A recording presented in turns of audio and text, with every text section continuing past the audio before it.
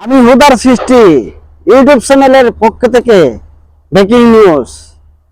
আজ যুক্তরাষ্ট্রের Donald Trump চীনের সরকার বেনজিনকে ঘোষণা দিয়েছেন, যদি সেই খনি চুম্বক না দেওয়া হয় যুক্তরাষ্ট্রের ডোনাল্ড ট্রাম্পকে, তাহলে চীনের সেই মাল পটাকে 200 টাকা শুল্ক বাড়াবে।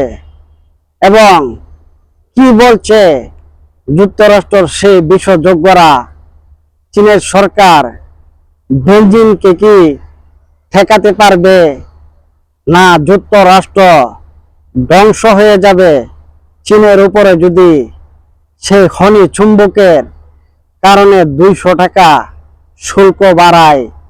তাহলে যুক্তরাষ্ট্র ডোনাল্ড ট্রাম্প কি টিকতে পারবে?